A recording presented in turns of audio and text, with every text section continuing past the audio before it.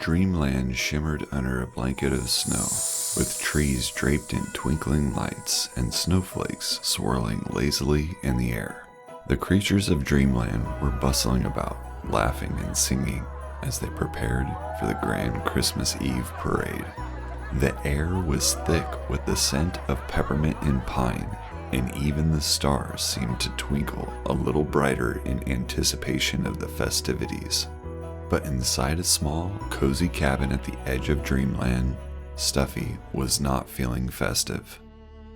The former scarecrow turned dream guide paced back and forth in front of his crackling fireplace, muttering to himself. His hay-stuffed stumps rested on his hips as he shook his head.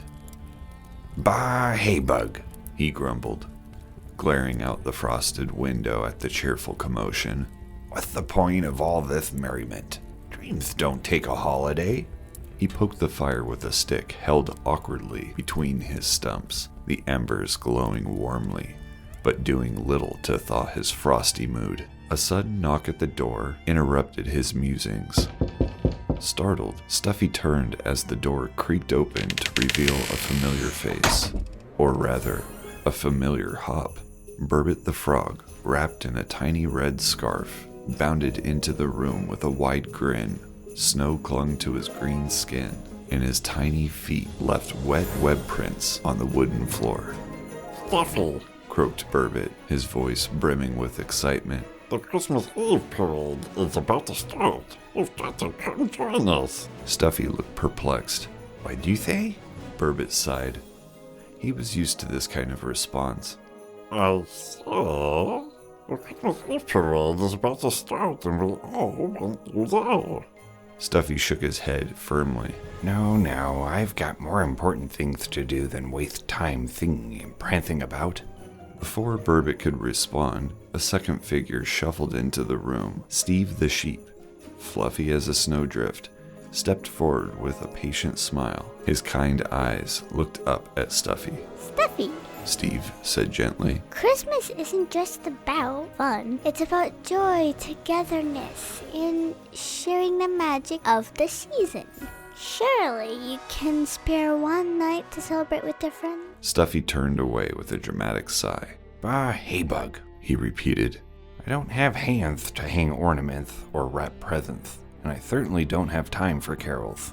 The room grew brighter as Purple Pants, a walking white-gloved hand dressed in, you guessed it, pants that were purple, or maybe heliotrope? Anyway, a hand wearing pants scurried in and climbed onto Stuffy's table. He wagged his gloved finger at Stuffy, gesturing emphatically. "Tisk, tisk, tisk," came his silent reprimand, but Stuffy remained stubborn. "I'll leave the celebrating to all of you," he said gruffly, turning back to his fireplace. "I got my dreams to guide." That night, as Stuffy climbed into bed and pulled his blanket tight with his stumps, the wind began to howl through Dreamland. The cabin creaked and groaned under the force of the gusts, but Stuffy paid it no mind. He was just drifting off when a golden light filled the room, growing brighter and brighter until Stuffy had to shield his large white eyes. When he peeked through the glow, he saw a shimmering figure, an older, wiser version of himself, staring back. "What is this, Bill and Ted's?" Stuffy stammered, sitting upright in his bed. "I am the spirit of Christmas past," the figure said in a voice that seemed to echo with memories. "I have come to show you the moments you have forgotten. I need to start applying Scotchgard immediately. My burlap looks awful." Before Stuffy could say any more, the spirit grabbed him with a glowing stump, and in an instant, the room dissolved, and Stuffy found himself standing in a wide snowy field. The wind was crisp, and the sky stretched endlessly above him. "This is where you begin," the spirit said, gesturing to the field. Stuffy turned and gasped. There, in the middle of the field, stood a scarecrow, his old self, perched atop a wooden pole. Stuffy felt a pang of sadness as he watched. He remembered the loneliness of standing there, forgotten and unnoticed. "Oh, that old gig," Stuffy sighed.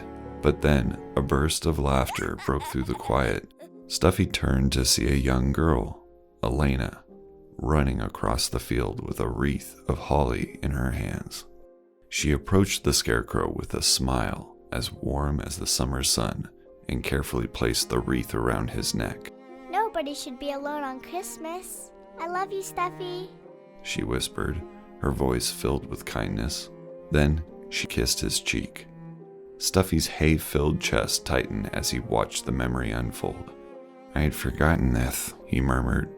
That little girl traveled 20 miles uphill in the snow just to wish you a Merry Christmas, said the spirit. 20 miles, Stuffy said. Well, maybe not 20. I think she actually lived around the corner. Point is, she went out of her way for you. What did you ever do for her? The spirit haunted. What could I do? I was a lifeless scarecrow, for gosh sakes. Spent all day with a stick up my... Stuffy retorted.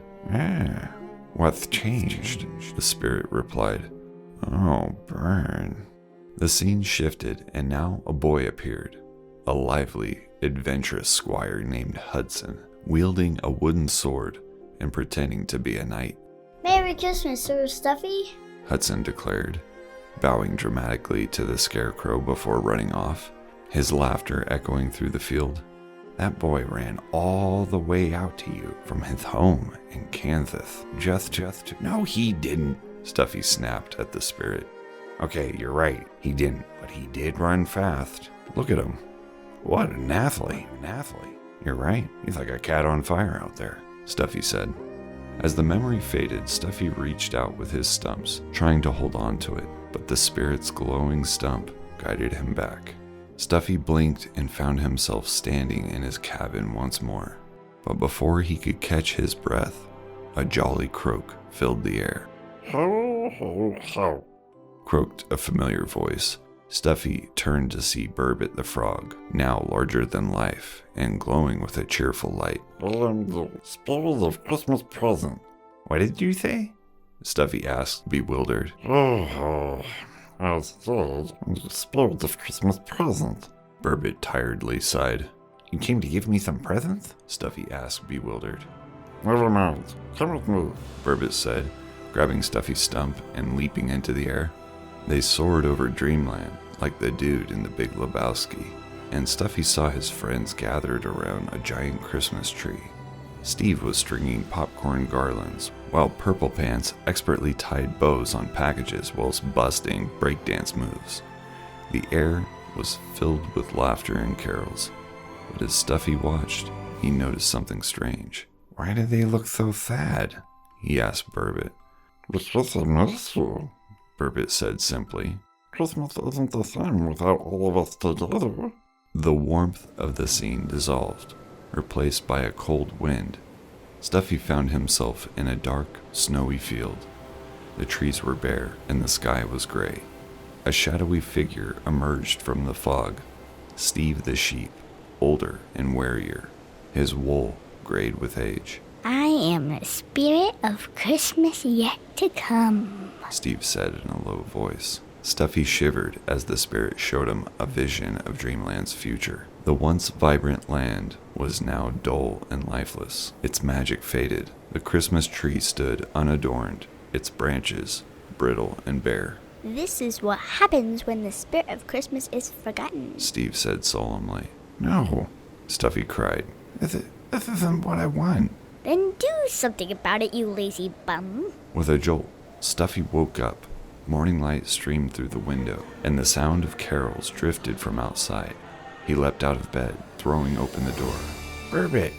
Steve! Purple Pants! He called. His friends turned, surprised and delighted to see him with so much life.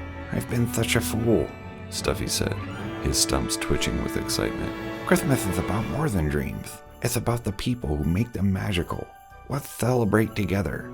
And so, Stuffy joined his friends, helping decorate the tree, handing out gifts, or stumping out gifts. That makes it sound like he's putting out a fire. He handed out gifts with his stumps to people. That is terrible narration, but very accurate, yes. And he even led the carolers. Oh, Christmas tree, oh, Christmas tree. And he probably shouldn't have.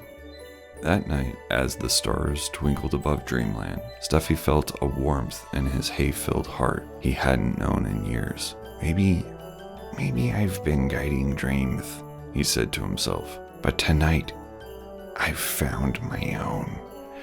I've found my own. Okay, Stuffy, no need to work yourself up. What? Too heavy? I was going for the Oscar on that one. Yeah, I could tell. Got it. Too much frosting on the gingerbread house. Exactly. The end.